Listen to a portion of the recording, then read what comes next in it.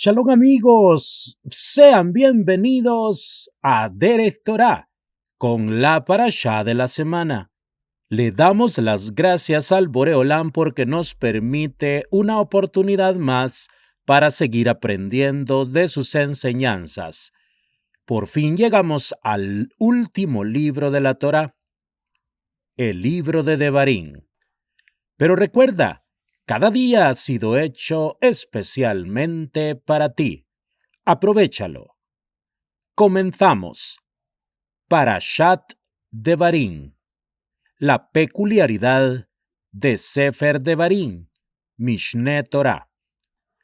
Los sabios se refieren a Devarim como Mishneh Torah, que suele traducirse como repetición, repaso de la Torah, o como explicación de la Torah, dado que todos los mandamientos le fueron entregados a Moshe en el Sinaí o en la tienda de reunión durante el primer año del Éxodo.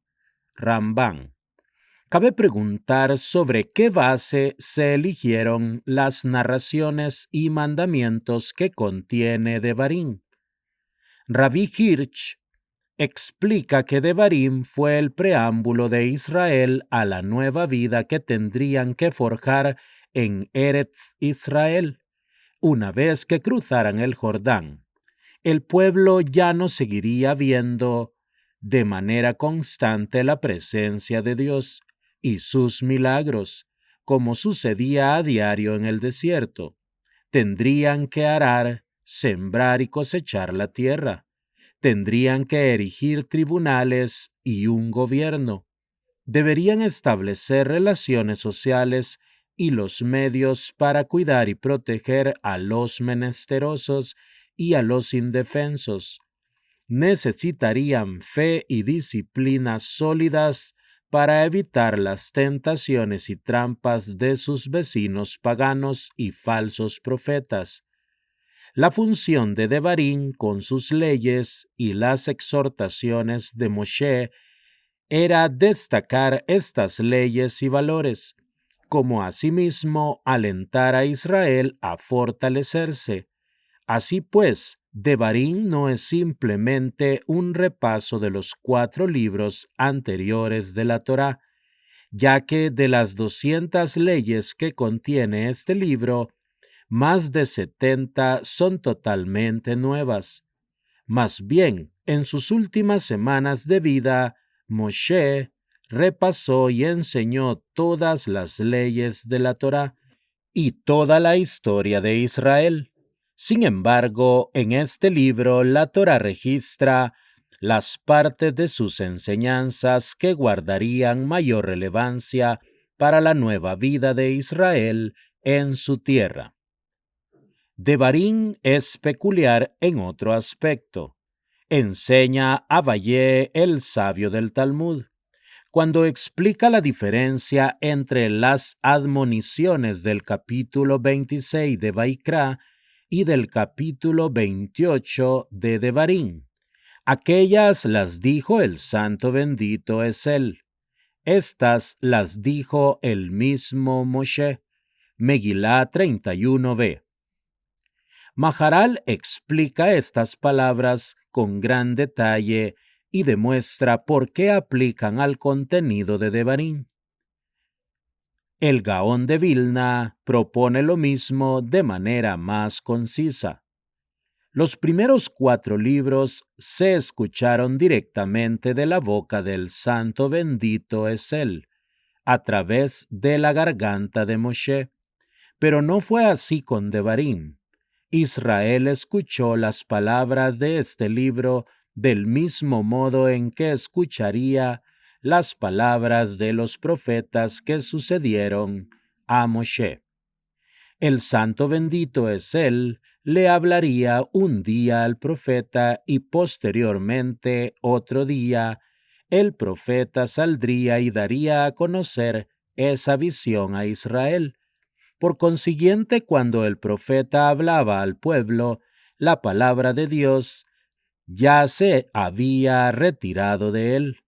De ese mismo modo escuchó el pueblo de boca de Moshe el libro de Devarim, citado en Oel Yaakov 1:1. Por lo tanto, en este libro, Moshe era quien hablaba.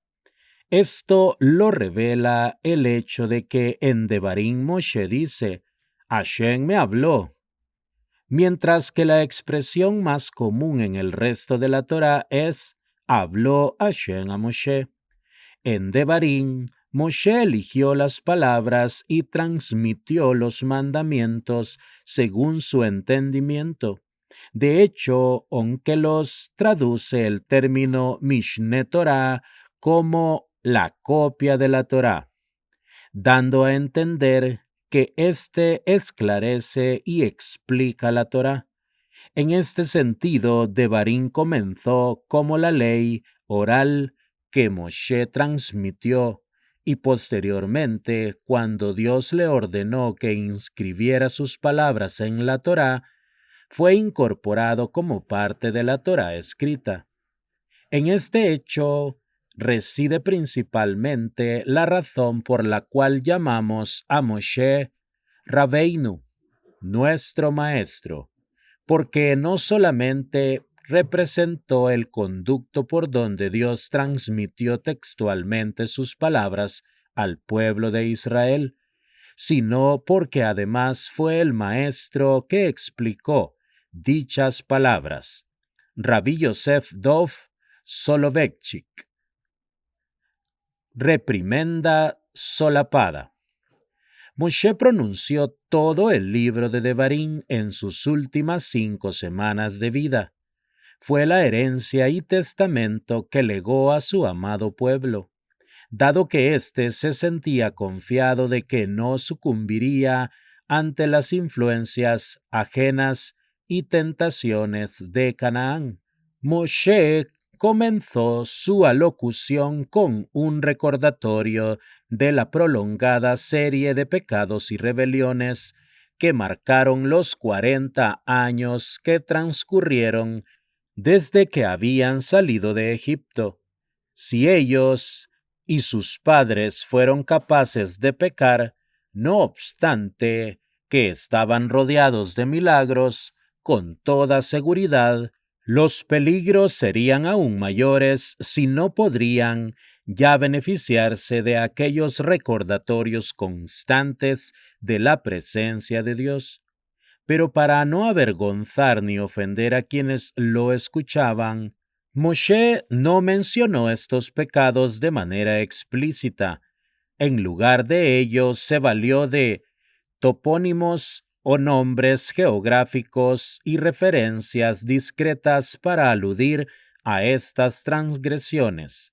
Rashi Onkelos. Estas son las palabras. Devarim.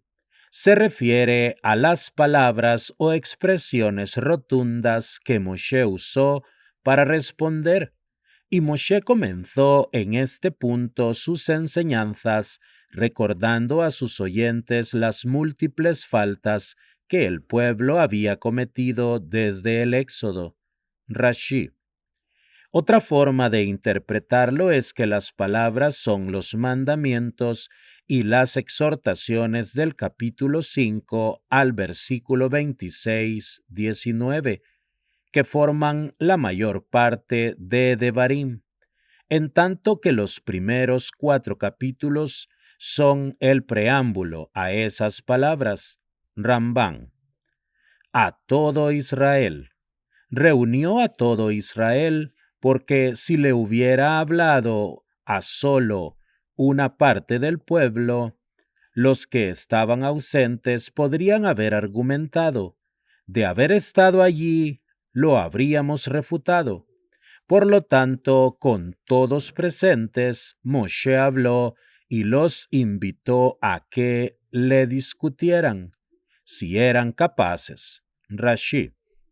Respecto del desierto, hasta Kadesh Barnea, Rashi, Onkelos y muchos otros exégetas explican que los nombres geográficos de los versículos 1 y 2 son en realidad alusiones crípticas a los pecados que allí se cometieron, como explica Rambán. Es poco probable que todos sean descripciones de los lugares en los que Moshe habló, pues de ser así la Torá tendría que dar más señales y deslindes que el vendedor de un campo. Las siguientes notas explican estas alusiones según Rashi. Respecto del desierto, poco después de salir de Egipto en el desierto de Sin, el pueblo se quejó de ser llevado a un desierto para que muriera de hambre. Shemot 16, 1 al 3. Respecto de Arabá, al parecer, Rashi sostiene que este era el nombre de una llanura en particular. Rashi al versículo de Bereshit 14:6, aunque los aquí y en Bamidbar 36:13. Se refiere a la llanura donde muchos judíos se dejaron seducir por las mujeres madianitas. Bamidbar 25, 1 al 9. Frente al mar de juncos, cuando se encontraban cercados entre los egipcios y el mar, los judíos se quejaron: ¿acaso no había tumbas en Egipto? Shemot 14:11. Y cuando salieron del mar, tras su partición, se quejaron de que los egipcios posiblemente se habían escapado al otro lado. Entre Parán. Los espías fueron enviados desde el desierto de Parán.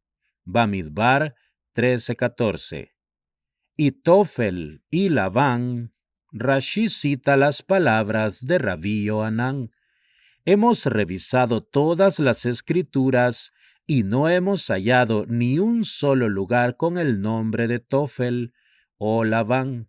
Más bien, ambas palabras aluden a las quejas sobre el maná. Bamidbar 10:12, 11:6. Tofel se puede interpretar como calumnia y Labán como blanco, que era el color del maná. Shemot 16:34. Y Hatzerot. La rebelión de Korah ocurrió en o cerca de Hatzerot. Además, Miriam recibió allí su castigo por haber hablado mal de Moshe. Bamidbar 12, 1-16. Y no obstante ese mensaje, la nación no se sintió refrenada de hablar mal de Dios. Y di Zahab, literalmente abundancia de oro. Dios bendijo a los judíos con oro en abundancia cuando salieron de Egipto, pero usaron su obsequio para elaborar el becerro de oro. Osea 2:10. 11 días hay desde Horeb, después de su estadía en el monte Sinaí, que se ubica en la parte más extensa conocida como Horeb, Rambán. Dios dijo que había llegado el tiempo de entrar en Eretz Israel y les ordenó seguir la ruta que rodea los faldeos del monte Seir. Lo normal era que el viaje a Kadesh Barnea durara 11 días, pero Dios tanto quería que entraran en la tierra que los hizo llegar allí milagrosamente en solo 3 días. Esta habría sido prueba más que suficiente para comprobar que Dios los estaba guiando. Sin embargo, el pueblo quiso enviar espías para sentirse más seguros y acabó creyendo las calumnias sobre la tierra. Moshe comenzó a impartir sus últimas enseñanzas en el 40º año desde el Éxodo, el día 1 de Shevat, que es el mes 11 si se cuenta a partir de Nisán, ya que los sabios derivan por exégesis que el 7 de Adar es la fecha en que falleció Moshe. Kiddushin 38a Sifri. Deducimos que transmitió las lecciones de este libro durante un período de tan solo 5 semanas y algunos días, después de que derrotó Bamidbar 20, 22, 29, 21, 21, 35. Sus victorias sobre los temibles reyes amorreos y la conquista de sus tierras le facilitaron a Moshe la tarea, a menudo ingrata, de reprender a su pueblo, ya que ahora nadie podría decir, ¿qué derecho tiene él de reprendernos? ¿Acaso nos ha llevado a la tierra como prometió? Rashi. Según Bejor Shor, esta conquista demostró a los judíos que no tenían razón de temer a los cananeos, al contrario de lo que sucedió a consecuencia de la misión de los espías. Explicar esta Torá. Esto claramente se refiere al esclarecimiento de los mandamientos que comienza en el capítulo 5, Misraji. Moshe explicó la Torá en muchos idiomas, Rashi, como símbolo de que en el futuro a donde fuera que los judíos llegaran, e independientemente del idioma del país en el que habitaran, como parte de su largo exilio, seguirían estudiando la Torá en el idioma que entendieran, Sefat Emet. Antes de comenzar a tratar los temas de la Torá propiamente tales, Moshe se concentró en transmitir un recuento extenso de los episodios que provocaron que a él mismo le fuera vedado el ingreso a Eretz Israel. Su intención era mostrar que dado que él no los acompañaría en el futuro, tenía la necesidad de enseñar y advertir a la nación mientras aún estaba en vida, a fin de prepararla para cuando ya no lo estuviera. Seforno. Rambán en 9.8 ofrece un breve esbozo de Devarim, tras afirmar en este versículo que explicaría la Torá.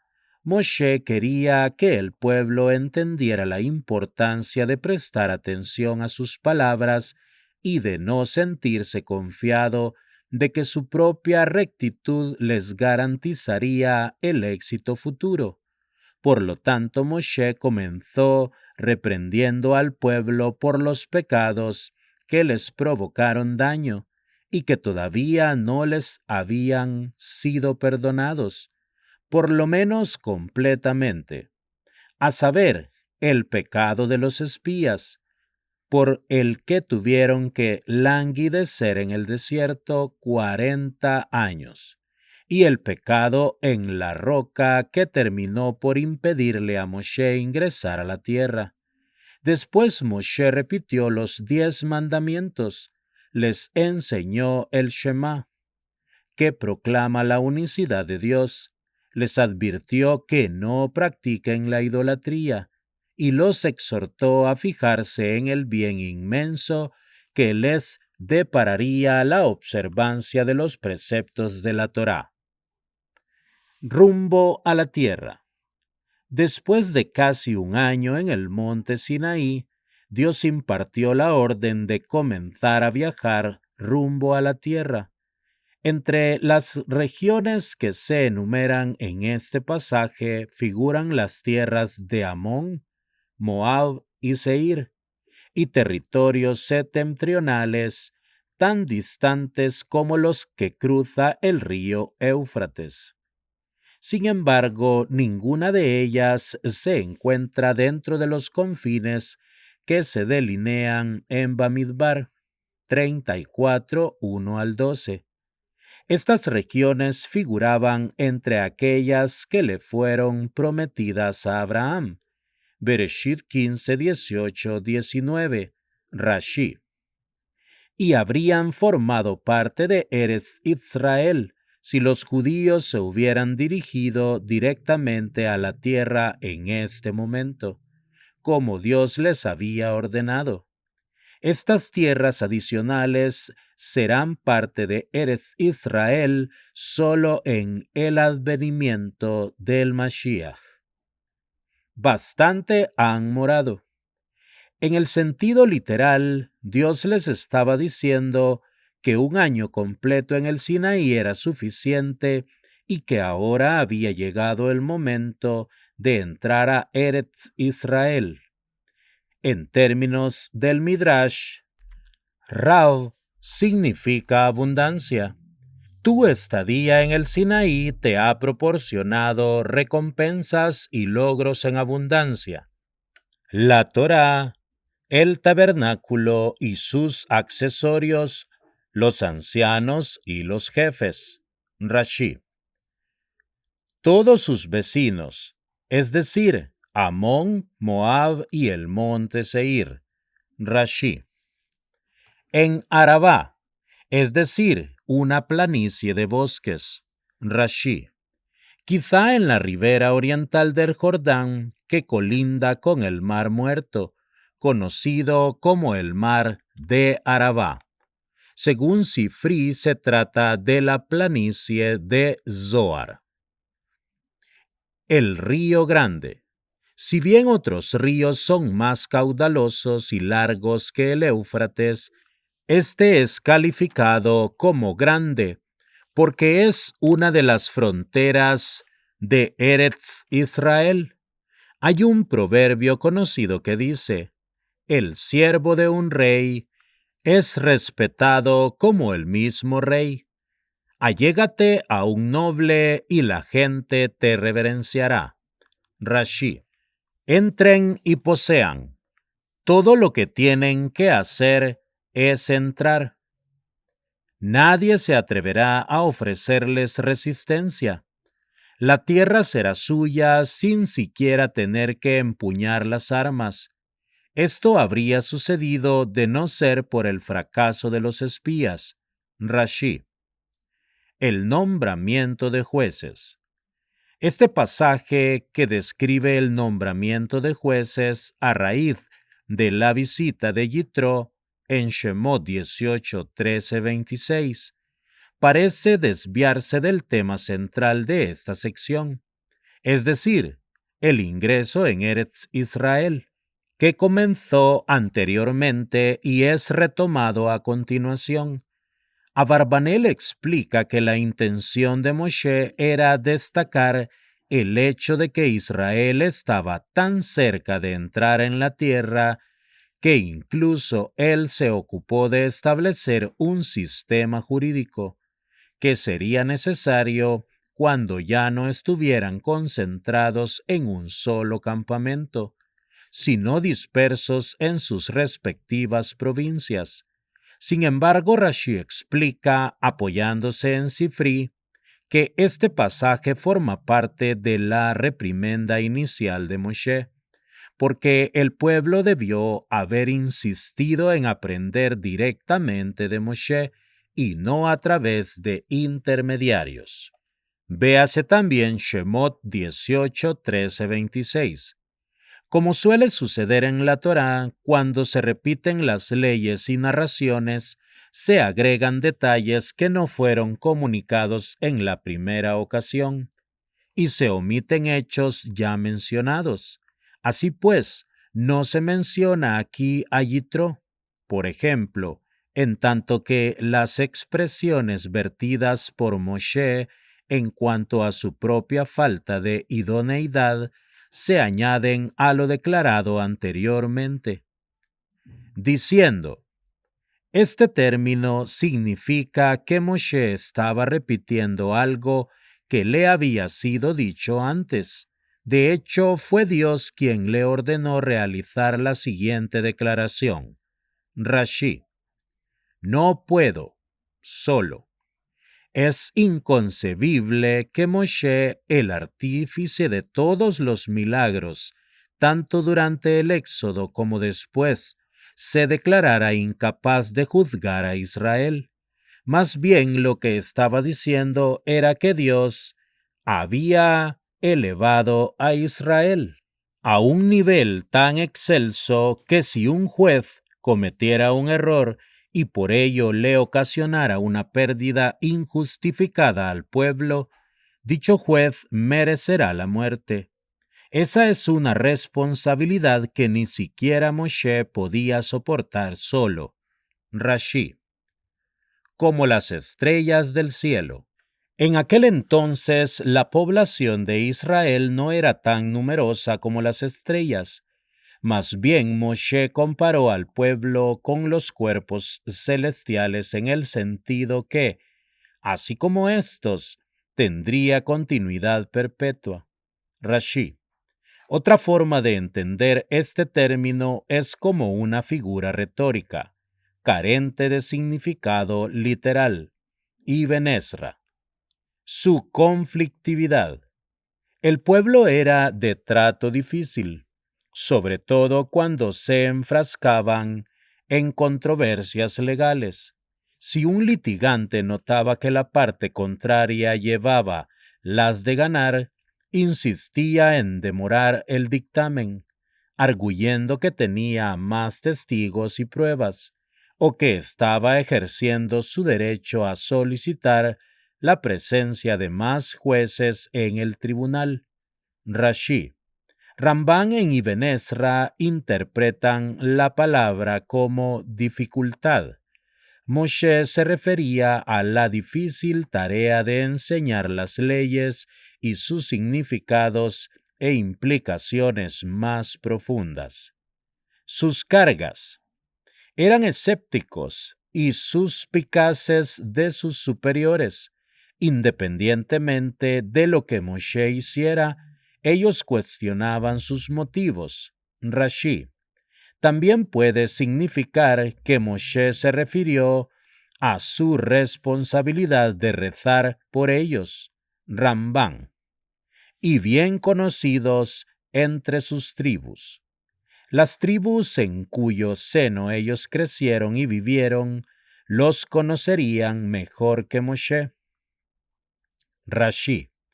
Los nuevos jefes no podrían tener éxito a menos de que contaran con el respeto y aceptación de los integrantes de las tribus que iban a juzgar. Al parecer, Moshe no pudo encontrar a suficientes personas que reuniesen todos los atributos que sugirió Yitro. Shemot 18:21. Los comentaristas se preguntan por qué eran necesarios tantos jueces, un total de 131 por cada 1000 personas.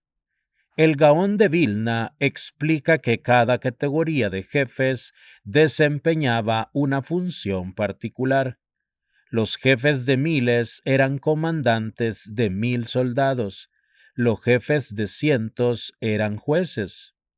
Aquellos que dirigían a 50 enseñaban la Torá, y aquellos que dirigían a 10 desempeñaban funciones policiales. Aderet Eliyahu. Se designaba a los funcionarios para hacer cumplir las decisiones de los tribunales. Rashi. Rambán agrega que estos patrullaban las calles y mercados y llevaban a los malhechores a comparecer ante la justicia. Escuchen. Moshe exhortó a los jueces a que escucharan a los litigantes y entendieran sus argumentos y a que no se precipitaran para dictar sentencia. Su litigante. La traducción sigue los lineamientos de Rashi. Rabí Saadía interpreta la palabra como un forastero residente de Eretz Israel, para dar a entender que los jueces deben velar porque se le dispense un trato igualitario en sus controversias con judíos. No han de mostrar favoritismo, literalmente reconocer un rostro. Esta figura retórica indica que el juez tiene la obligación de decidir las causas que se le presentan sin tomar en cuenta la identidad de las personas en sí. Los sabios en Sanedrín 7b también aplican este principio al nombramiento de los jueces. Los únicos factores que pueden tomarse en consideración son los conocimientos y la competencia de los candidatos.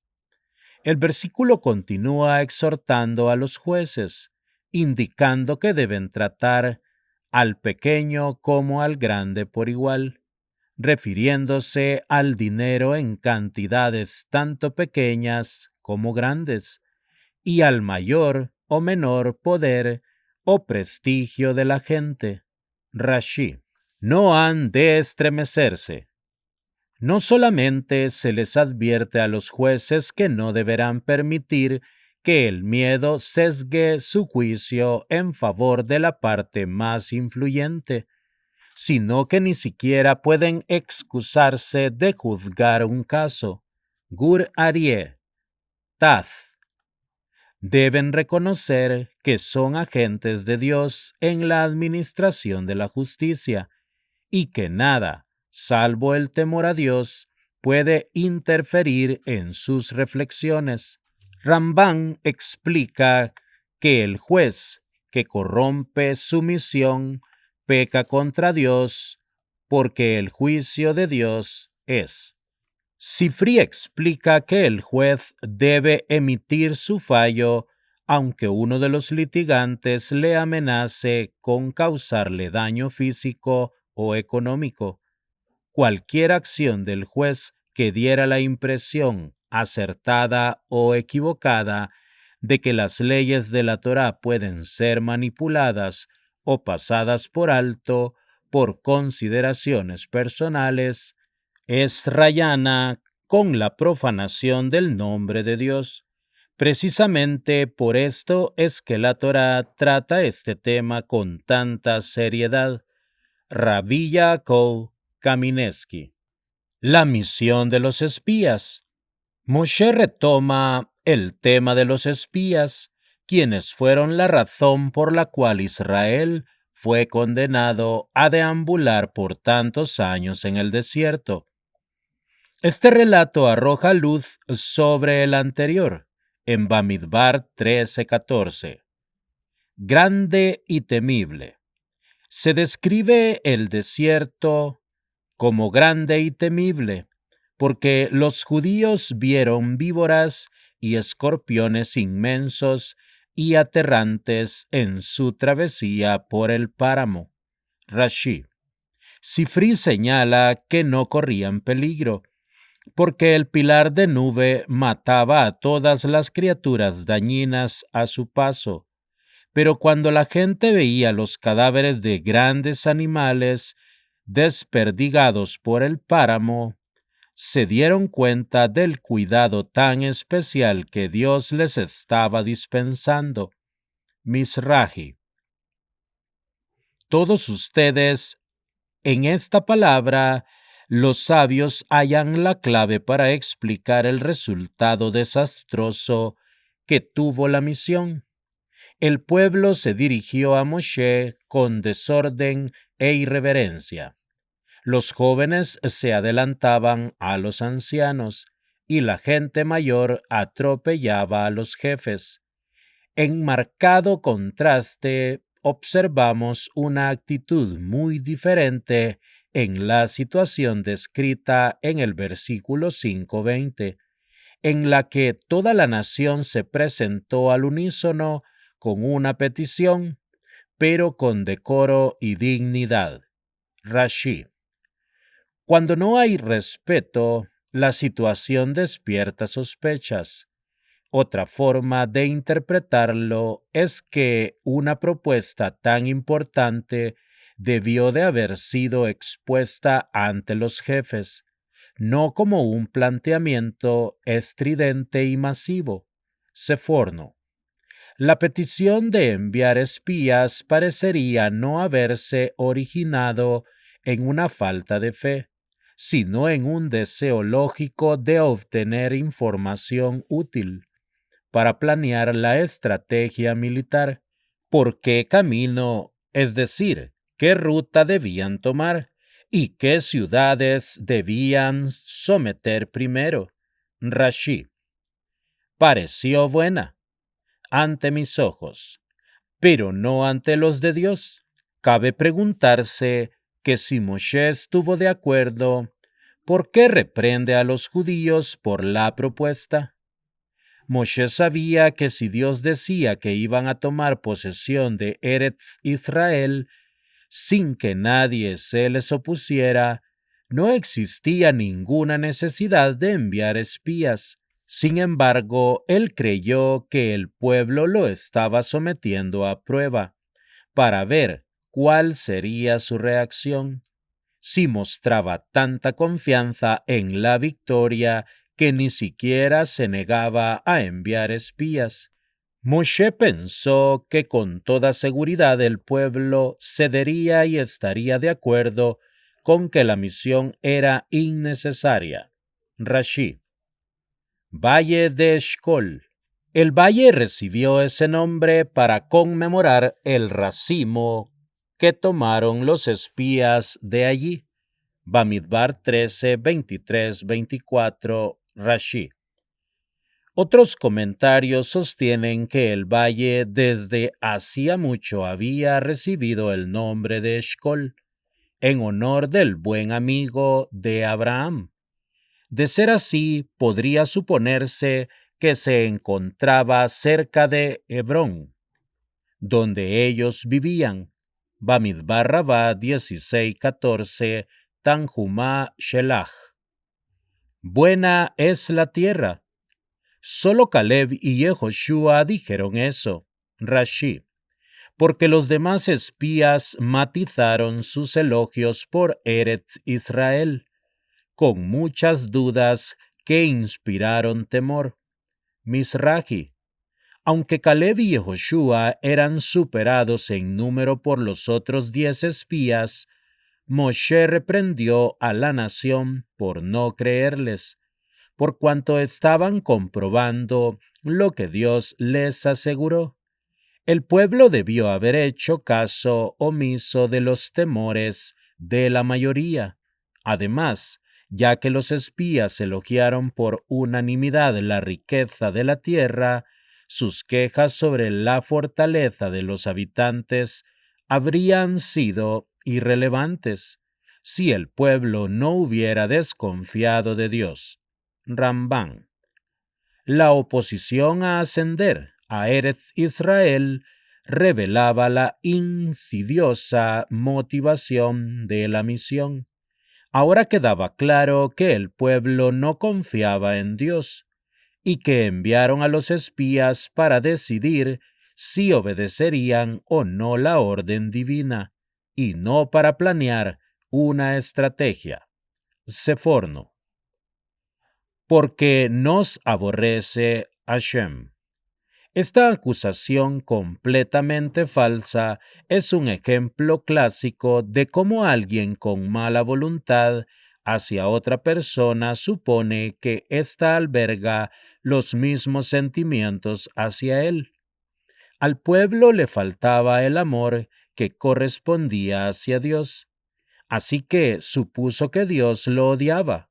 Llegó a tal punto que declararon que el Éxodo mismo confirmaba su espuria afirmación, porque sostenían ellos, si Dios realmente los hubiera amado, Él les habría dado el delta del Nilo, que gozaba de abundante irrigación, y expulsado a los egipcios a Canaán por el desierto. Rashi.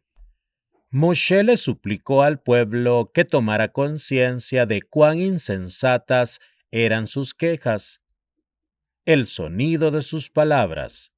Dios escuchó no solo lo que dijeron, que ya era bastante negativo en sí, sino además la estridencia, el sonido de sus quejas. Jaemek Davar. Salvo Caleb, Yehoshua también se libró del decreto. Moshe lo menciona en el versículo 39, cuando dice que Yehoshua guiaría al pueblo hacia Eretz Israel, Rambán, sobre la que caminó, es decir, Hebrón, Bamidbar 13:22. El castigo de Moshe.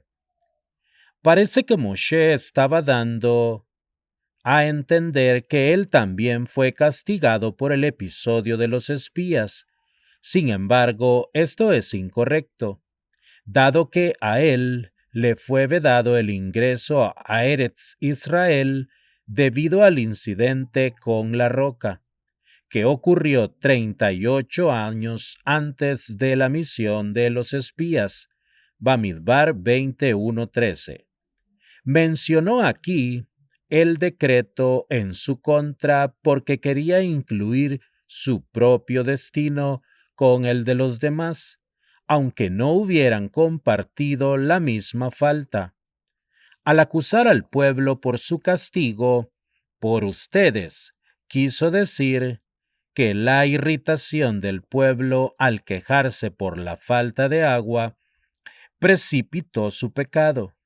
Podría también decirse que Moshe quiso comunicar que su falta fue no haber promovido la santificación del nombre de Dios entre el pueblo. Según Abarbanel, Moshe en parte era culpable por el fracaso de los espías y por lo tanto de la sentencia que se decretó en contra de la nación, porque en su deseo de convencerla de que se dirigiera a Eretz Israel con presteza y celeridad, pidió que los espías informaran sobre cuál fuertes eran los cananeos y sus ciudades. Eso les abrió la oportunidad de rendir ese informe aterrador. Les debió haber ordenado que solo se fijaran en la fertilidad de la tierra, dado que su intención ciertamente no había sido pecaminosa. No podía ser castigado por ello. No obstante, al volver a fallar en el suceso de la roca, fue castigado por ambos incidentes. Vuélvanse. Antes del pecado, el pueblo viajaba rumbo al este, rodeando la tierra de los descendientes de Esau, para posteriormente girar hacia el norte y entrar a Eretz Israel. Ahora Dios les estaba ordenando que se voltearan hacia el oeste, hacia el mar de juncos, como hacen las abejas. Los amorreos eran como abejas que se abalanzaban con furia en contra de cualquiera que amenazara su colmena. Ibn Ezra. Pese a lo duro de su mensaje, Moshe incorpora un consuelo. Así como la abeja clava el aguijón en su víctima y después muere, los victoriosos amorreos murieron tras derrotar a los judíos. Rashi. Bejor Shor agrega que no se mencionan muertes entre la población israelita, pues sufrieron como las víctimas de las picaduras de abeja, gran dolor, pero no heridas mortales. Y lloraron. Moshe elogia a Israel, diciendo que ellos reconocieron su pecado e hicieron penitencia abiertamente. Con todo, ese pecado no pudo ser perdonado, porque Dios había jurado castigarlos. Bamidbar 14, 21, 23. Los sabios enseñan en Rosh Hashanah 18a que cuando un decreto va acompañado de un juramento, no se puede anular. Rambán. Tantos días como han morado. La nación se estableció en Kadesh un total de 19 años, tantos días como han morado en todos los demás lugares juntos durante ese período de 38 años en el desierto. Rashi. Aunque su estadía en el desierto fue de 40 años, el versículo hace el cálculo a partir del momento del decreto, en el segundo año. Además, por cuanto el 40º año no fue un año completo, el castigo duró 38 años. Siftei Jajamín. Este pasaje abarca sucesos desde el pecado de los espías hasta el momento en que la nueva generación estuvo lista para entrar en Eretz Israel.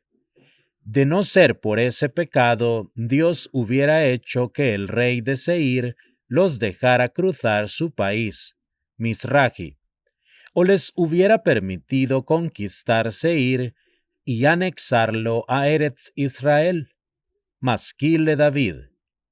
Sin embargo, como la nación permitió que los espías afectaran su fe, fue condenada a aguantar en el desierto durante toda una generación. 38 años más tarde, después de los sucesos descritos en el libro de Bamidbar, volvieron a la frontera de Seir. Sin embargo, ahora Dios les prohibía terminantemente provocar a Edom, Seir. Así que cuando el rey de Edom les negó el derecho de paso, en Bamidbar 20:14 al 21, Israel se retiró y rodeó los límites de su país. Hacia el norte, a la ribera oriental del río Jordán, de donde Yehoshua comenzaría a dirigirlos hacia Eretz Israel. Moshe les dijo a los judíos que los habitantes de Seir, descendientes de Esau, les tendrían miedo, una garantía importante, pues estaban a punto de invadir la tierra y probablemente tendrían que librar muchas batallas contra las ciudades, estado cananeas, pero que Dios no les permitiría provocarlos de ninguna manera. Por lo tanto, solo podían pedir autorización para cruzar pacíficamente por su país e intentar convencer al rey para que les diera ese permiso, intimándole que sería una decisión muy redituable para él. Por lo tanto, le ofrecieron comprar provisiones de los habitantes de Seir, que habría sido algo muy lucrativo para los vendedores, pero no podrían hacer uso de la fuerza para cruzar la tierra de Seir. Bamidbar 20:14-21. Porque Hashem tu Dios te ha bendecido. No reacciones con ingratitud ante la prohibición de entrar en Seir, como si Dios te hubiera privado de algo. Más bien actúa en consecuencia con la plétora de bendiciones que Dios te ha dado.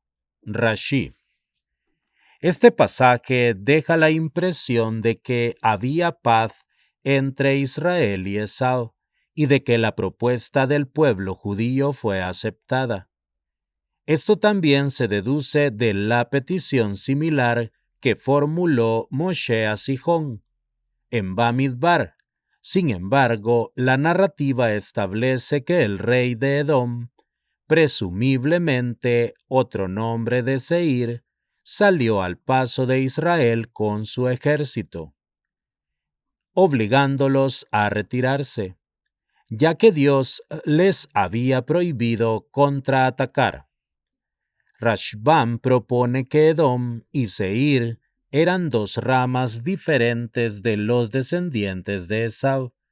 Los edomitas eran belicosos, como relata Bamidbar, en tanto que los seiritas de nuestro pasaje sí aceptaron la propuesta de Moshe.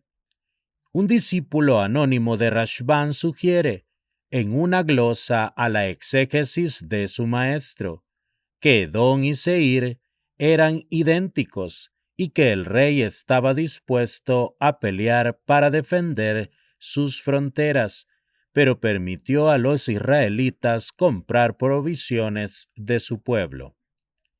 Por el camino de Arabá.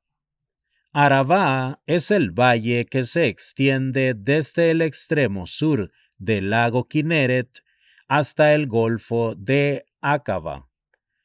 El camino podría entenderse como un sendero que atravesaba el valle. Tebuot Haaretz. Como no les permitieron viajar directamente a través del valle para llegar a Eretz Israel, los judíos se retiraron del camino. Volvimos y pasamos. Después de rodear la tierra de Seir, se dirigieron hacia el norte y avanzaron a lo largo de la frontera de Moab, hacia Eretz Israel. Moab. La Torá habla de otro primo, del pueblo judío, Moab, que era descendiente de Lot, sobrino de Abraham. Este pasaje enseña la importancia de la gratitud y manifiesta respeto por el recato. Durante los años que Lot estuvo con Abraham, viajaron a Egipto, donde Abraham presentó a Sará como su hermana. Bereshit 12, 10 al 20. Gracias a que Lot no divulgó la verdad, Dios recompensó a sus descendientes con una parte en la tierra que había sido destinada a Abraham. Y en este pasaje Dios le prohíbe a los judíos provocar una guerra con la rama moabita de la familia de Lot. Las dos hijas de Lot tuvieron una relación incestuosa con él y ambas tuvieron hijos. Una de ellas descaradamente llamó a su hijo Moab, que literalmente significa del padre, dando a conocer su oprobioso origen, en tanto que la otra, por recato, llamó a su hijo Ben Amí, o sea, hijo de mi pueblo, que fue modificado para que se pronunciara Amón, sin hacer ninguna referencia directa al padre como progenitor. La Torá solo prohíbe a Israel que provoque la guerra con Moab, pero no le impidió acosarlos por otros medios, en tanto no conllevaren un conflicto bélico. Sin embargo, Dios sí le prohibió a Israel cualquier tipo de provocación en contra de Amón. Rashi. Los emitas refaitas. La intención de la Torá es evitar un malentendido respecto del derecho de Moab a su tierra.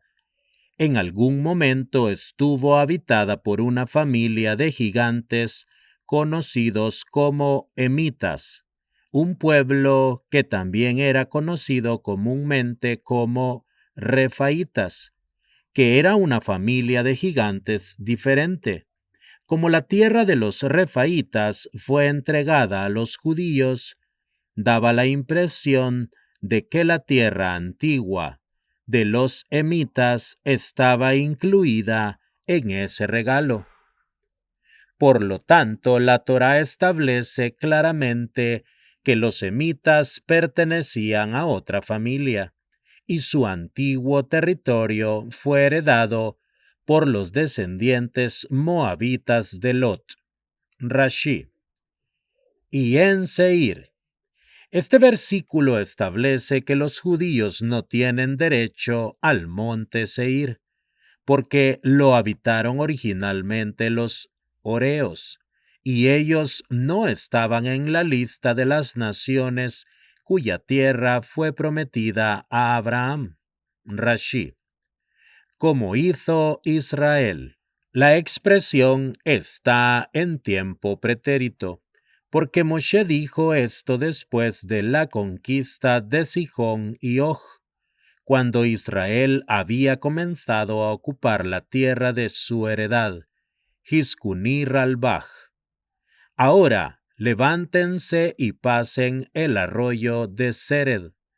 Como Israel no podía cruzar las tierras de Seir y Moab para entrar en Eretz Israel, se le ordenó que cruzara el arroyo de Sered para llegar a la frontera, Seforno. La ubicación de este arroyo se desconoce. Tebuot Haaretz. Quizá es uno de los varios wadis ubicados al este del Mar Muerto. Incluso la mano de Hashem estaba sobre ellos. La gran mayoría de quienes conformaban esa generación, condenada a perecer, vivieron sus años normales de vida antes de morir en el transcurso de los 40 años en el desierto. Sin embargo, al aproximarse el fin de ese período, había muchos de ellos que todavía eran jóvenes, ya que quienes tenían 20 años cuando los espías fueron enviados en su fatídica misión, apenas habían cumplido 58 al término de los 38 años del decreto. Dios hizo que aquellos sobrevivientes fallecieran antes de su tiempo natural, para que la nueva generación no postergara su entrada a Eretz Israel. Ralbaj. Dios ordena a Israel que viaje hacia Eretz Israel. Dios le ordenó a Moshe que avanzara, pero que evitara cualquier confrontación con Amón, que gozaba, como se explicó antes, del doble mérito de ser descendiente de Lot y de la más recatada de sus hijas. Los sabios señalan 2 puntos.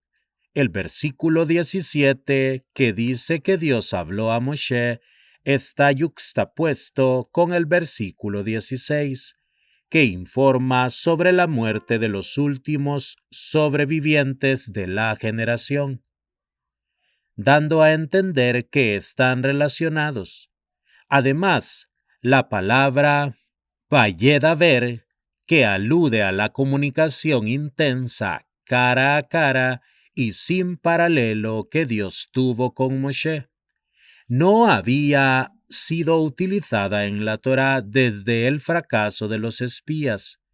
Los sabios explican que durante todos los 38 años que Israel estuvo en una situación de censura, Dios no habló con Moshe con todo su amor, porque la Shekinah solamente se posaba sobre Moshe por el bien de Israel, y no cuando Israel se encontraba carente de mérito.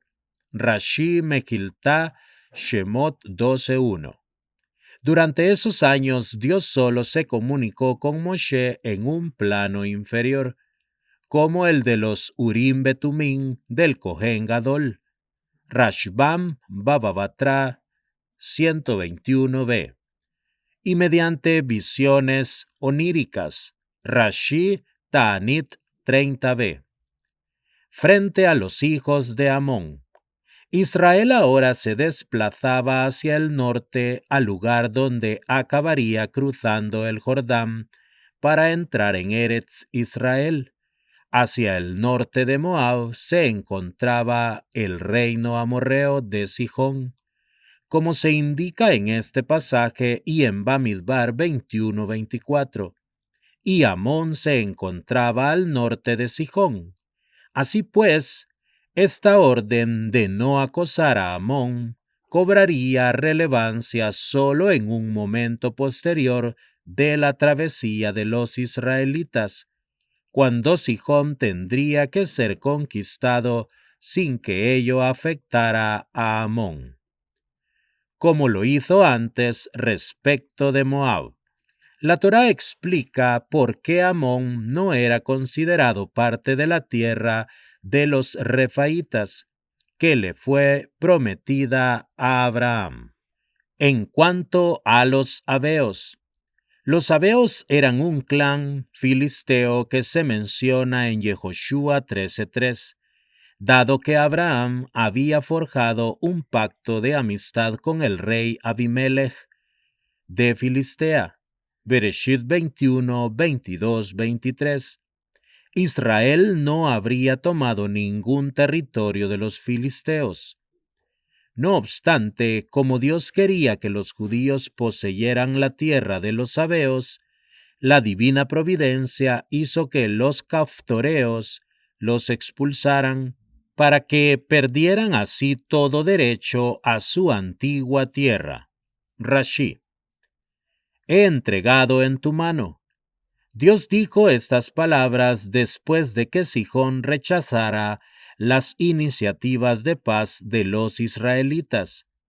Después, el versículo 31 recapitula este mandamiento de iniciar la guerra contra Sihón. Aquí en el versículo 25, Dios explicó que él haría que Sihón rechazara tozudamente la oferta de Moshe, a fin de comenzar el proceso de infundir terror en las naciones cananeas, para que no pudieran oponer resistencia concreta al avance de los israelitas.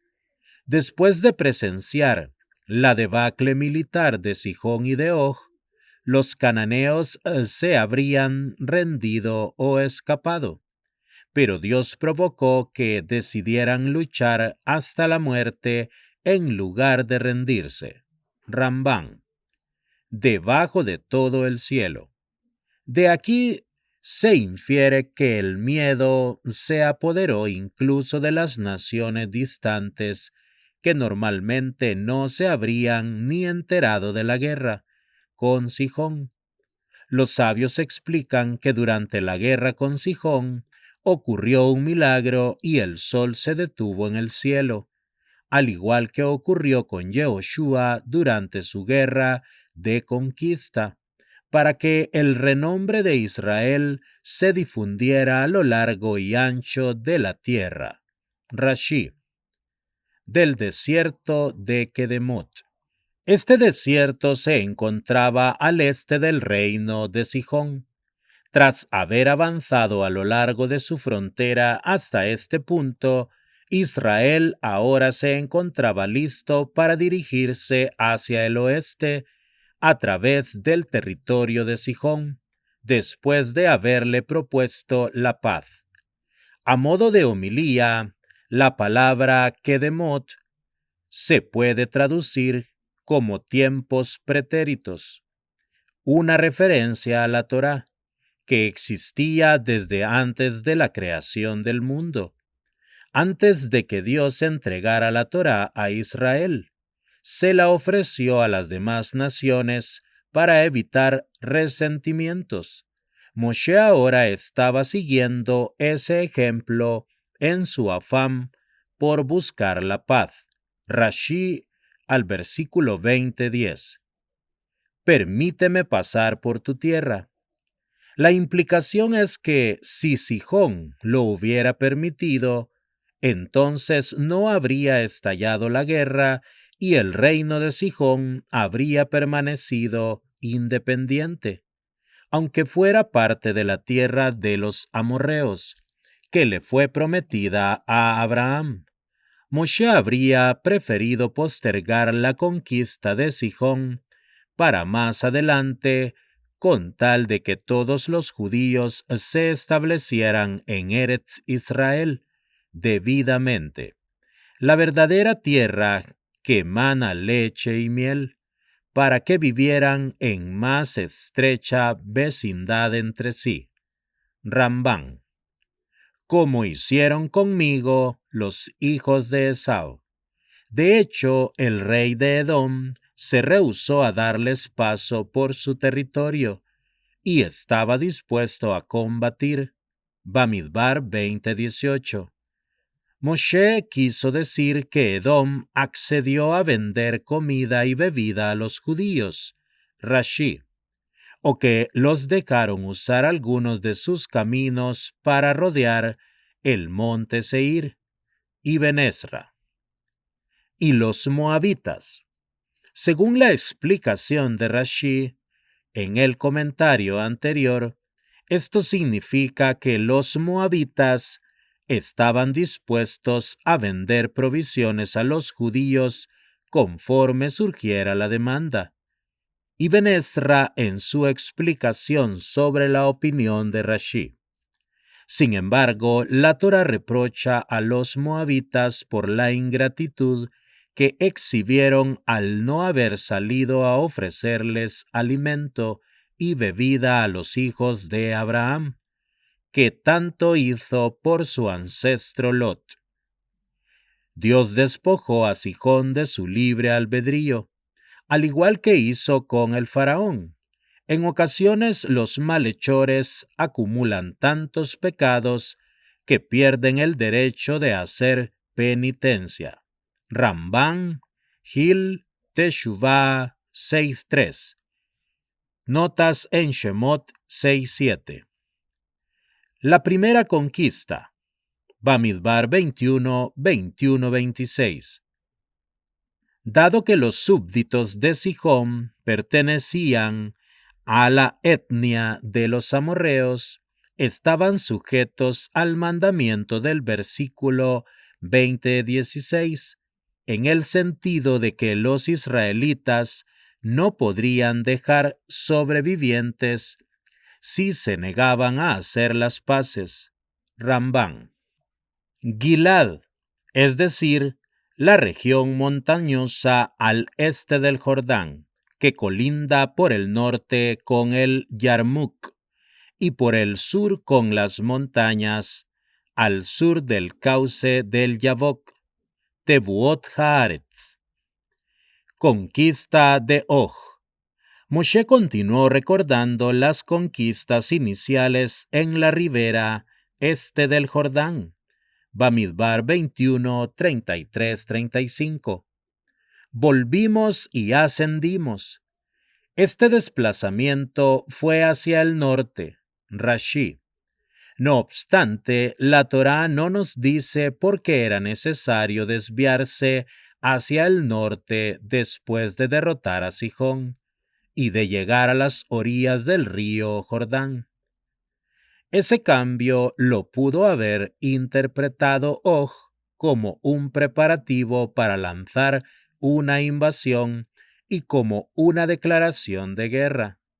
Pero, ¿qué podría haber motivado a Moshe a provocar al formidable gigante Og, de quien sentía temor? Bamidbar 21:33. Además, Moshe no le envió a él una propuesta de paz. Al parecer, cuando Og se enteró sobre la amarga suerte que corrió Sihón, decidió movilizar sus fuerzas y marchar en contra de Israel.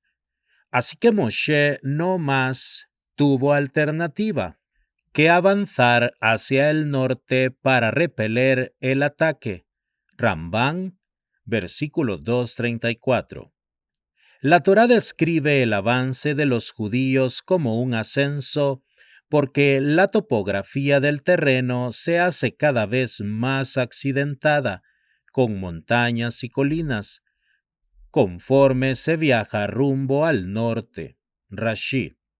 El Basham colinda con el Jordán por el oeste, con las montañas del Líbano, incluyendo el Hermón, por el norte, con el Yarmuk por el sur y con el desierto por el este.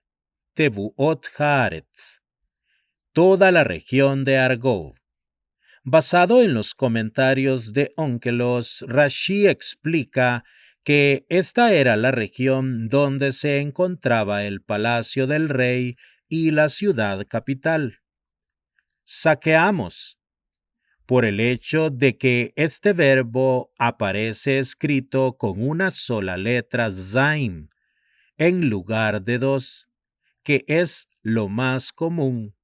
Los sabios deducen que este botín tenía un rasgo muy peculiar. Según la forma en que aquí aparece escrito, este verbo se puede interpretar como despreciamos del lexema Bet Zain Hei, avergonzar, porque los judíos estaban tan cargados de trofeos de la guerra contra Sihón que despreciaron la vestimenta y el ganado del reino de Og. Por lo tanto, solo se llevaron el oro y la plata. Rashi. De este versículo y 4:48 vemos que 4 naciones competían con el control del Hermón y cada una le daba otro nombre. Esto demuestra lo mucho que era codiciada Eretz Israel, que daba del remanente de los refaítas. Cuando Anrafel y sus aliados derrotaron a los refaítas en Ashtarot Karnaim, Bereshit 14:5, Og fue el único de la raza de los gigantes que pudo escapar. Rashi. También puede entenderse como que, cuando Amón derrotó a los refaítas, Og fue el único sobreviviente. Rambán. Según Targún Jonatán, Og era uno de los gigantes que vivieron antes del diluvio, Bereshit 6:1-4, y el único en sobrevivirlo. Una cama de hierro. Debido a lo descomunal de la talla y el peso de Og, los muebles de madera no podían soportarlo. Rambán. Otra forma de interpretar esta palabra es como una traducción de cuna. Incluso cuando era bebé, Og era tan fuerte que podía romper cualquier cuna de madera. Rashbán. Cuando los amonitas derrotaron a los refaítas, Og huyó y los vencedores solían exhibir su cama en Rabá como símbolo de su poder, según el codo de ese hombre, es decir, cuando la midieron según el codo de Og. Rashi. Esto corresponde a la medida que hay entre el codo y la punta del dedo medio. Como la talla de Og era inmensa, su cama tenía que ser varias veces más grande que los 9 codos que se miden según la talla de un hombre ordinario. La Torá menciona este hecho aparentemente insignificante para darnos una idea del gran poder militar de los amonitas que lo derrotaron.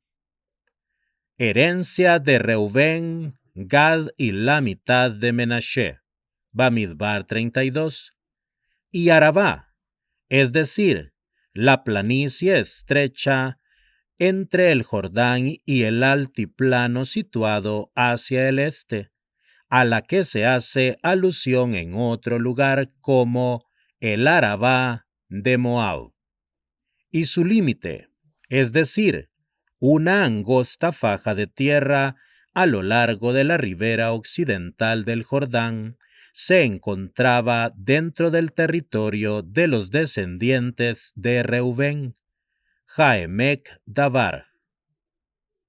El mar de Arabá. Este era otro nombre del Mar Muerto, que se encuentra a un costado de Arabá. Ahora veremos el comentario de Ilaná de Jayé, Árbol de Vida, Perashat Devarim.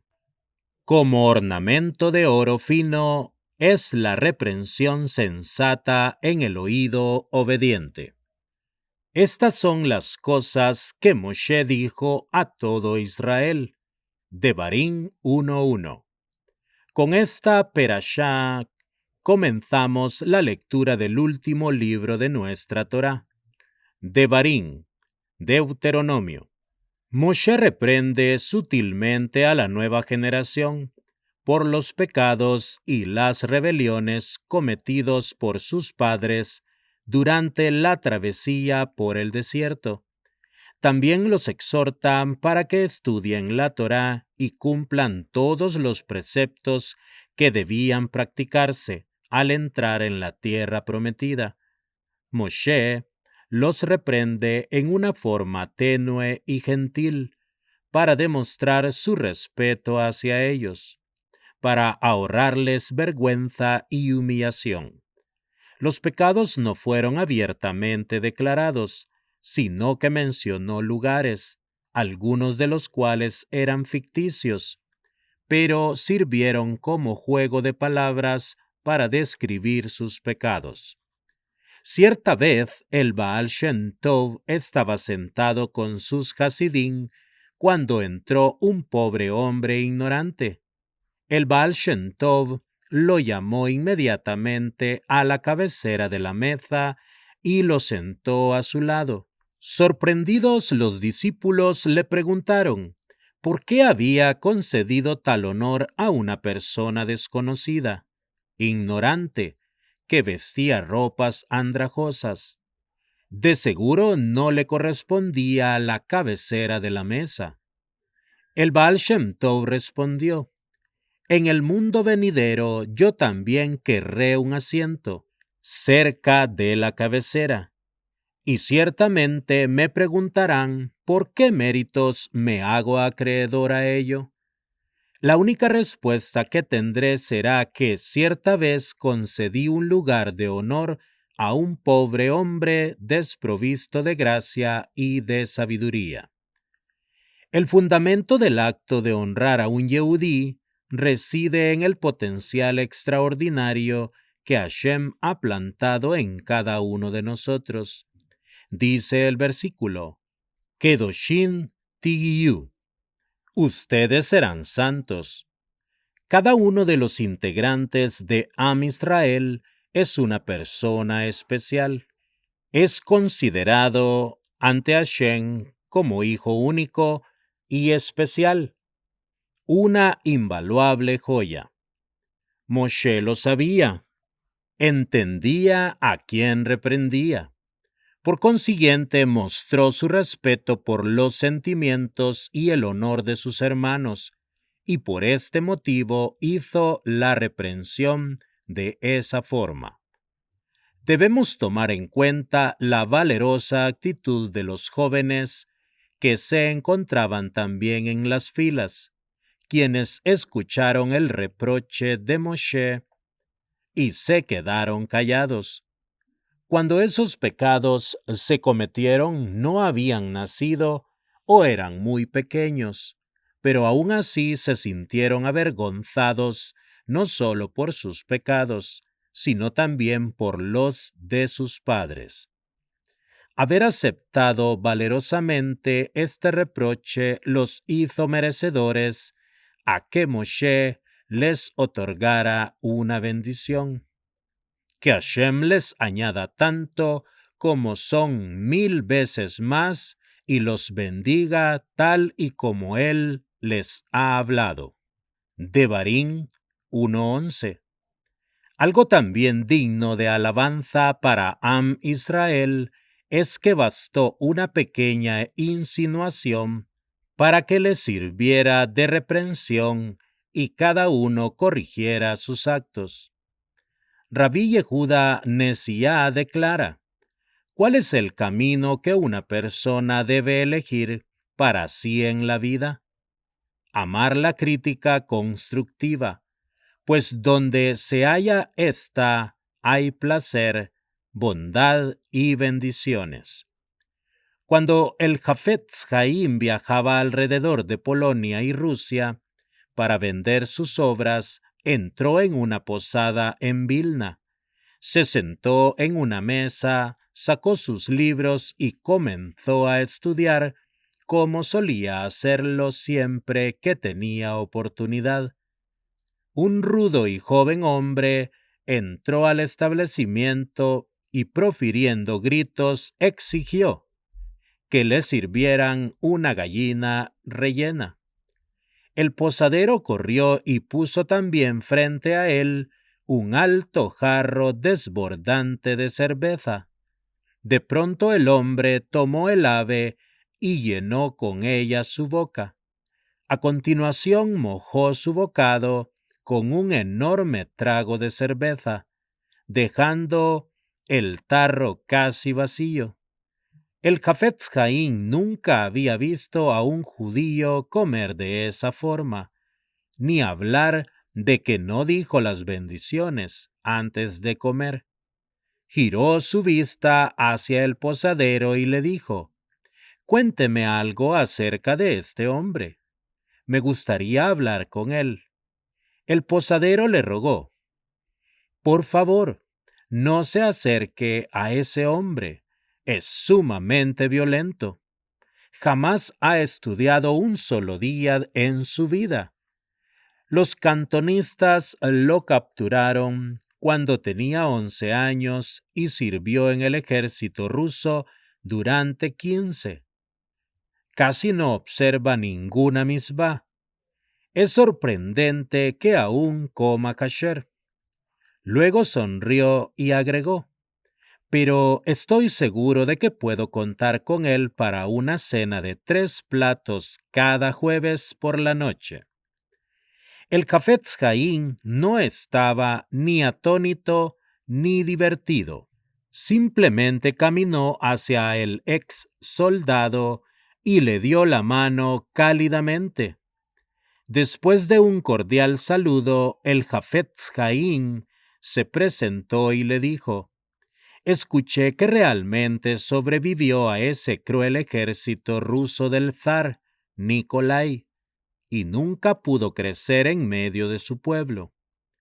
Estoy seguro de que muchas veces los terribles oficiales trataron de convertirlo, o por lo menos de hacerle comer alimentos no kasher.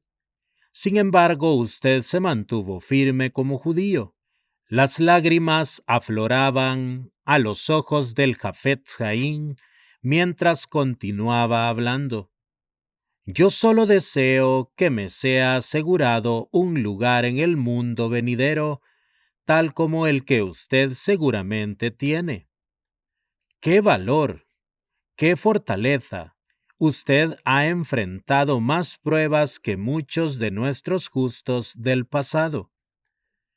El soldado levantó la vista de su plato mientras las lágrimas llenaban sus ojos.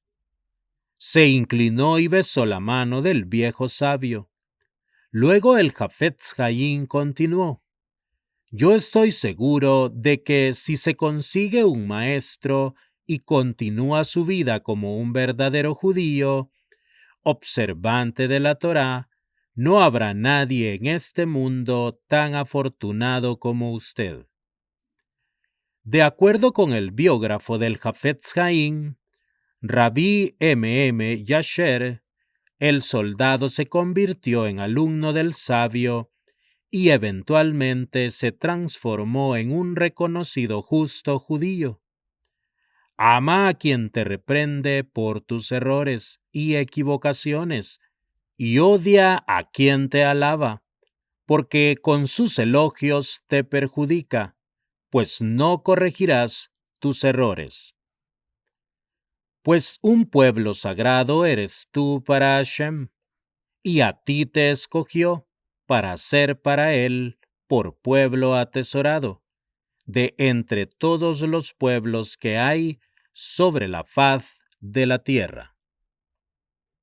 El habla es la vestimenta del pensamiento.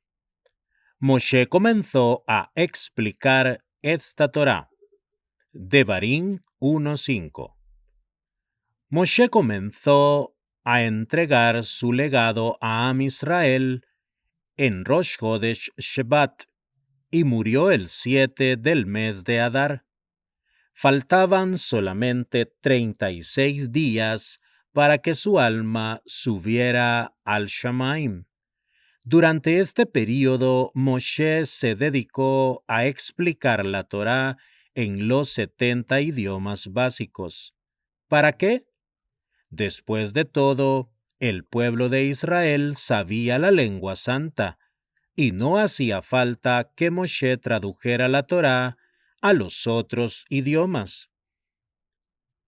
Más adelante, Moshe reprende al pueblo con el tema de los espías. Enviemos hombres delante de nosotros para que exploren la tierra y nos traigan un reporte. Rashi acota que necesitaban este informe para saber en qué lengua hablaban. Esto requiere una explicación. Cuando un ejército se dispone a atacar a su enemigo, pregunta por sus armas, sus fortificaciones o por la cantidad de soldados. ¿Qué importancia tiene la lengua en la que hablan? La respuesta es que, conforme a la Torá, hay 70 idiomas primordiales. Cada nación posee una lengua original, propia de ella y distinta de las demás. En realidad, las 70 lenguas se derivaron de la lengua sagrada, y en la época de la Torre de Babel, Hashem hizo que se confundieran y cada una se dispersó por el mundo. Cada lengua expresa la esencia y la naturaleza peculiar de cada pueblo, su forma de pensar y de concebir el mundo. Esta era la razón por la cual deseaban conocer el idioma de los habitantes de Canaán. Querían conocer a fondo lo que distinguía a su adversario. La creación está dividida en 4 diferentes clases: mineral, vegetal, animal y parlante. La última es la principal característica del hombre. Esta virtud es la que lo coloca en la cima de todo lo creado. Dentro de este reino también encontramos diferentes categorías. Cada persona se distingue de otra mediante su conversación. Según el nivel con el que conversa, sabremos de quién se trata. El Gaón de Brisk relató una historia sobre el Hafetz Haim, quien tuvo cierta vez que comparecer ante el primer ministro de Polonia. Él acudió al ministro solicitando la anulación de un decreto que sumía en hondos problemas a todos los líderes de la Torá de esa época. Las palabras del Hafetz Haim fluían de su cálido y puro corazón mientras hablaba en yiddish al ministro gentil. En medio de su discurso, el Hafetz Haim se emocionó tanto que comenzó a llorar. Uno de sus acompañantes se levantó para traducir, pero el ministro le indicó que callara y le dijo: «No es necesario. Aunque no entendí ni una sola palabra, me ha convencido, porque sus palabras salieron del corazón. Las palabras que salen del corazón entran al corazón. El lenguaje del corazón es comprendido en cualquier idioma. No necesita elaboración ni traducción». La pregunta es, si el lenguaje es tan distintivo, entonces, ¿por qué se dictó la Torá en todos los idiomas? Moshe tendría que haberlo hecho solamente en la lengua sagrada, y de esta forma no solamente hubiera conservado su origen y espiritualidad, sino que también estaría dando al pueblo esa singularidad que lo caracteriza. El santo bendito sea sabía que el pueblo judío debería atravesar una larga noche de exilio, disperso entre las naciones del mundo.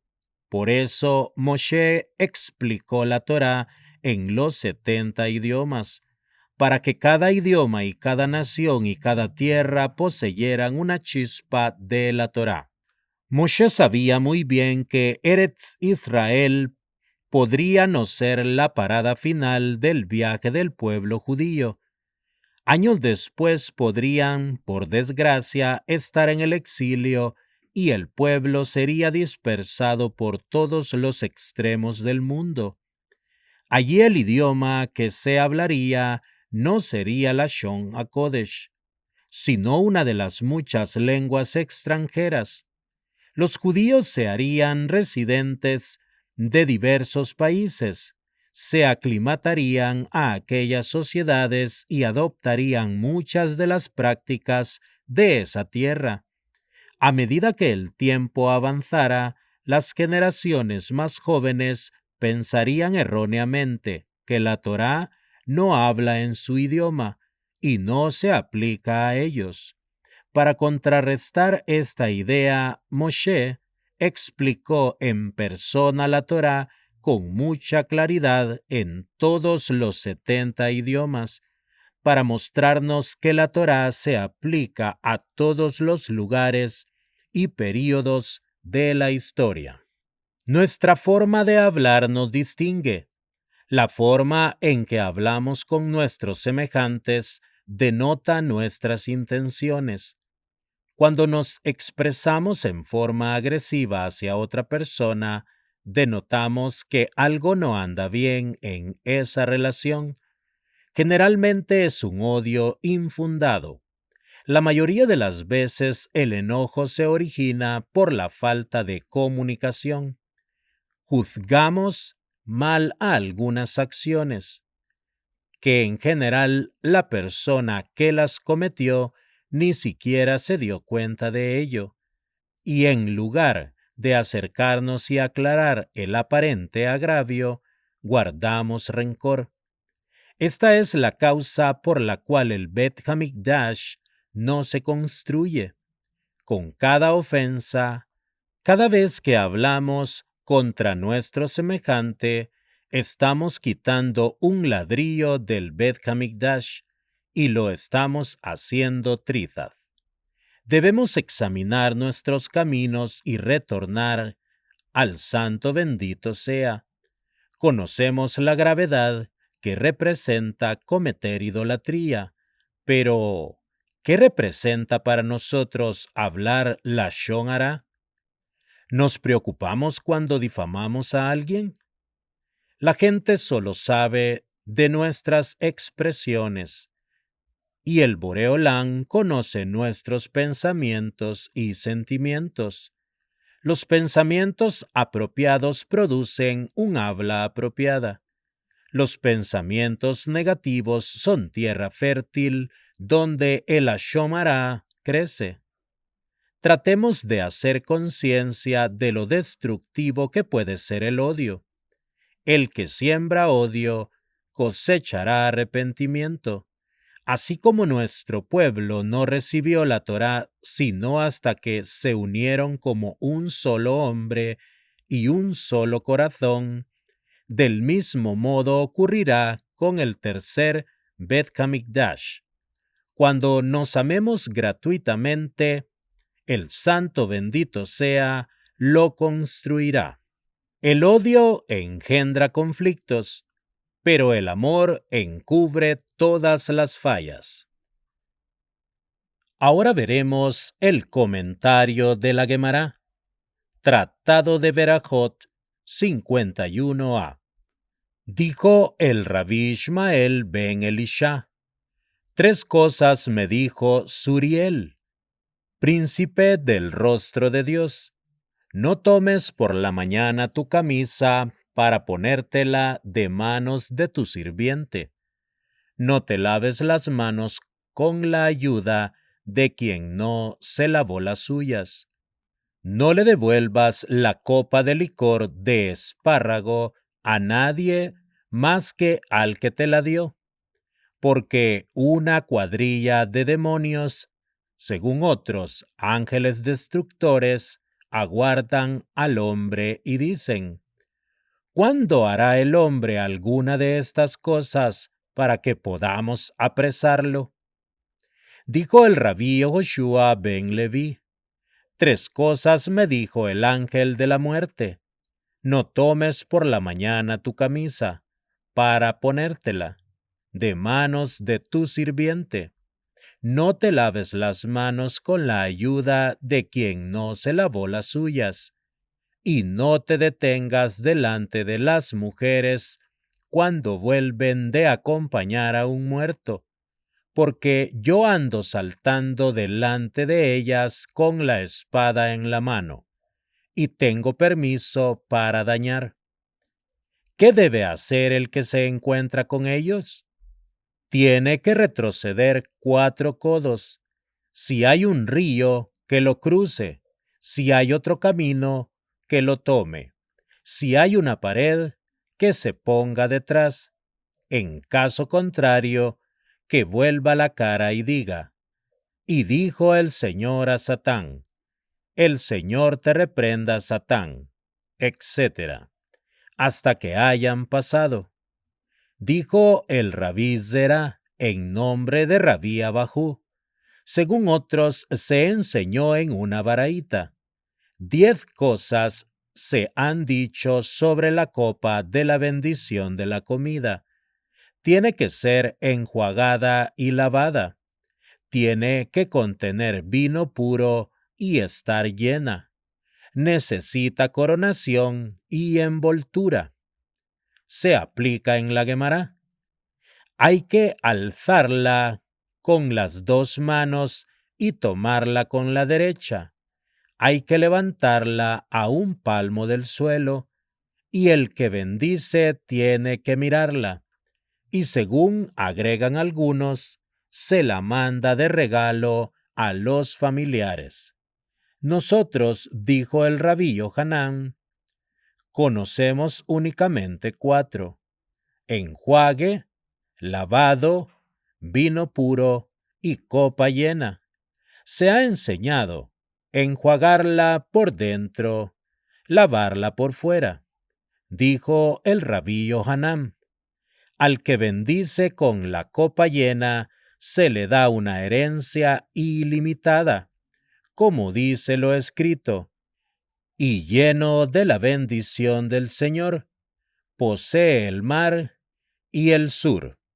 Devarim 33:23. Ahora veremos el Zohar relacionado con la Parashat Devarim. Zohar Hadash 71b. Está escrito: como ha quedado solitaria la ciudad llena de gente. Eijá 1:1. Rabí Haninai y los sabios discutieron sobre la interpretación del relacionado a Adán. Y Jabayá Elohim tomó al hombre y lo puso en el jardín del Edén. Bereshit 2:15. ¿Cómo llevó el Eterno a Adán al jardín del Edén? Rabí Haninai dice, lo tomó con palabras, así como lo escrito respecto a Aarón. Toma a Aarón, Vaikra 8:2. Se refiere a que debe tomarlo con palabras. De igual manera, en este caso, los sabios opinan, lo tomó con un viento. Como versa lo escrito, ¿sabes tú que el Eterno te quitará a tu Señor de tu cabeza hoy? Melahim Bet 2:5. Y lo puso en el jardín del Edén, para que tenga sosiego y pueda dedicarse a conocer la sabiduría de la Torá. Como dijo Rabí Haninai, en una oportunidad, el santo bendito sea enseñó la Torá a Adán, como versa lo escrito. Entonces él vio la sabiduría y la dio a conocer. Y Job 28:27. Todos los ángeles en ese momento contemplaban y cantaban, pero fue cuando Samael se celó de él y bajó en sombra de una serpiente. Se observaba una serpiente junto a su sombra, que representa a su fuerza y vigor. Se acercó la serpiente a la mujer, por ser ella más fácil de encantar. De aquí aprendemos, la mujer es fácilmente seducida por otra mujer. Y le dijo a la mujer, ¿Af ki amar Elohim? De verdad, Elohim te ha dicho, comenzó su habla con la palabra af, furia. De aquí aprendemos del principio de las palabras de las personas. Es posible revelar sus intenciones. De igual manera, la serpiente comenzó sus palabras con la palabra furia, y esto era de señal para saber si serán aceptadas o no. Luego siguió hablando con la letra men, como está escrito, Mikol etz Hagan. Enseguida tomó la serpiente la letra y la colocó en su brazo izquierdo, y esperaba a escuchar las letras Bab y Tau de boca de la mujer para juntar la palabra Mot, muerte. Sedujo a la mujer con un sabor muy fuerte, y las letras Bab y Tau volaron hasta pegarse a la letra Men. Pero la letra Mem subía y bajaba, y no deseaba apegarse a ellas, hasta que fue seducida. Fue entonces que volaron las letras Bab y Tau 4 veces, y rodearon a la letra Mem de los 4 lados, y se formó la palabra Mot, de todos lados. Esto es lo que está escrito. He aquí que 4 veces fueron escritas las letras Bab y Tau, por ser que rodearon a la letra Mem de todos lados, y la palabra muerte se formó de todos lados. Esto es lo que está escrito, por cuanto la muerte ha subido por nuestras ventanas. Yirmiyahu 9:20. Se refiere con esto a Samael, que es una de las ventanas del cielo. Por lo tanto, ¿qué hombre es el que vive y no ha de ver la muerte? Teilín 89:49. Enseguida la serpiente dominó a Javá y la ensució. Y cuando bajó el Eterno a ver, se escondió Adán y su esposa. Ven y observa. Antes que ellos pequen, la providencia divina era la belleza de sus cabezas, pero luego que pecaron, debilitaron la providencia divina y se retiró sin poder dominar sobre el mundo. El santo bendito sea, se lamentó y dijo, ¿qué será de ti? Por ser que la providencia fue quitada de ti. También cuando fue destruido el templo, se retiró el dominio de la providencia divina en el mundo, y el santo bendito sea, se lamentó. ¿Cómo ha quedado solitaria la ciudad llena de gente? Ahora veremos la alajá, Rambam, Leyes sobre el rezo, capítulo 12. La mujer no debe leer la Torá en público por respeto a ellos. Un niño que sabe leer la Torá y sabe a quién bendecimos, se le permite subir a leer dentro de la cuenta de los que suben a leer. Quien recita la Haftará entra en la cuenta de los que suben a leer la Torá, ya que antes de la Haftará debe leer también una parte de la Torá. En caso que el Hazán dijo Kadish entre la última lectura a la anteúltima de la Parashá, quien lee la Haftará no entra en la cuenta. Si en un público solamente hay una persona que sabe leer la Torá, debe subir y bajar a leer hasta finalizar toda la lectura del día. Debe el Cohen subir primero a leer la Torá, luego el Leví y posteriormente el Israel. La costumbre hoy en día es aún de haber un Cohen ignorante y un erudito de la Torá en la sinagoga. debe subir primero el Cohen. Todo quien es más grande que su compañero en sabiduría es antepuesto en el orden de los que suben a leer. Quien finaliza la lectura de la Torá tiene mérito por todos los anteriores.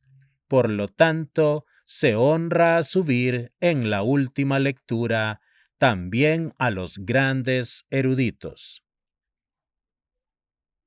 Ahora veremos la parte moral. Sefer HaHasidim, capítulo 153. Hay quienes tienen buen corazón y realizan actos de bien, pero solamente se limitan a realizar lo que aprendieron. Hemos estudiado, debe la persona ser astuta en su temor al Creador. Berajot 17a. Quien no prepara su corazón a estudiar la Torá y comprenderla, aunque luego se la enseñen, no la comprenderá. Como hemos encontrado en la Torá, todo quien puede entender la orden, aunque no le fue ordenado explícitamente realizarla, es castigado por su omisión. Como hemos de encontrar con Moshe, que se enfadó con el ejército de Israel, y se airó Moshe contra los jefes de millares y los jefes de centenas del ejército que retornaban de la guerra. Y Moshe les increpó diciéndoles: ¿habéis dejado vivir a todas las mujeres? Bamidbar 31, 14, 15. Y ellos no respondieron: pues no lo has ordenado. Porque Moshe sabía de ellos que era gente sabia y debían sacar conclusión de la orden de matar a los cananeos, en el cual fue ordenado a ellos. No dejarás con vida nada que respire, para que no os enseñen a hacer las abominaciones. Devarim 20:16. Y está escrito: por cuanto ella apartará a tu hijo de mí. Devarim 6:4. O sea, la orden de matarlos fue dada por temor a que en algún momento causen que pequen los hijos de Israel, cuanto más que debían matar a las mujeres de Midian, por ser que hicieron pecar al pueblo de Israel. Ahora leeremos la Haftará. Yeshayá 1:27. La visión que Yeshayahu, hijo de Amoz, contempló acerca de Yehudá y de Jerusalén en los días de Uzziyahu, Yotán, Ahaz y Jehizquillahu, reyes del reino de Yehudá. Escuchen, oh cielos, y oye, oh tierra, pues el Eterno ha hablado. Yo he criado hijos, y los he exaltado, pero ellos se han rebelado contra mí. El toro conoce a su dueño, y el asno el forraje de su amo, pero Israel no conoce, mi pueblo no reflexiona. ¡Ay!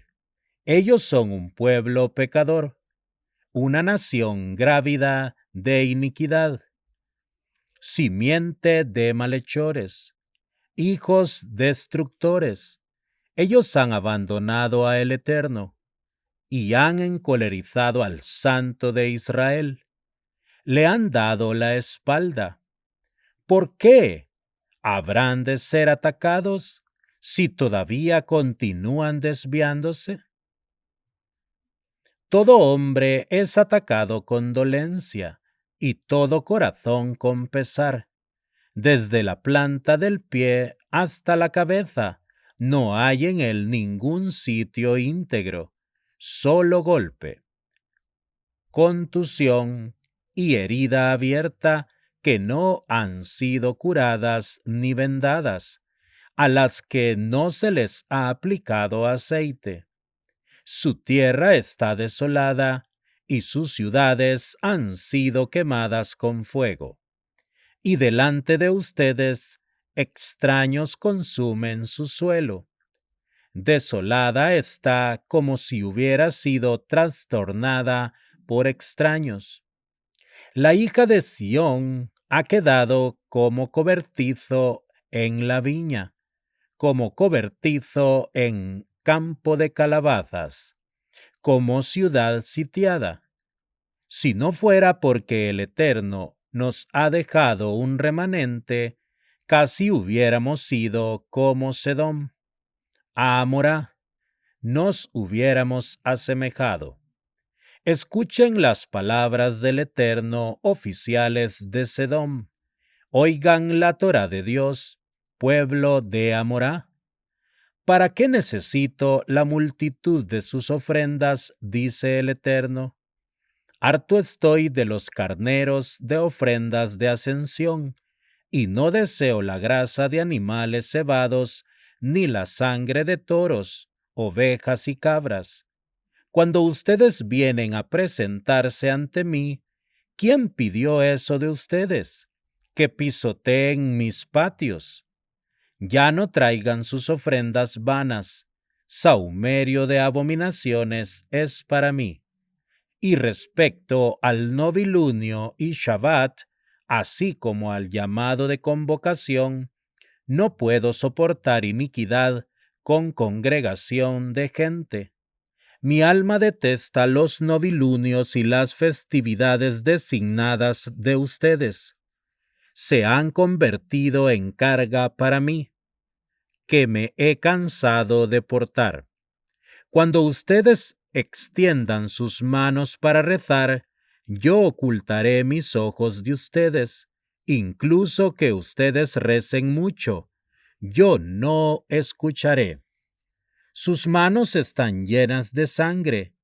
Lávense, purifíquense, quiten la maldad de sus actos delante de mi vista. Cesen de hacer el mal. Aprendan a hacer el bien.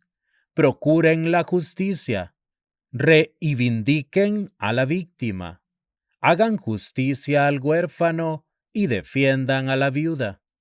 Vengan ahora y dialoguemos, dice el Eterno.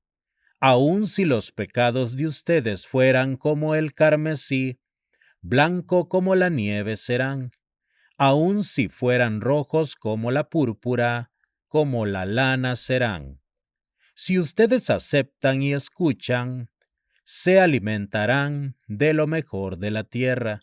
Pero si ustedes se niegan y se rebelan, serán devorados por la espada, pues la boca del Eterno ha hablado.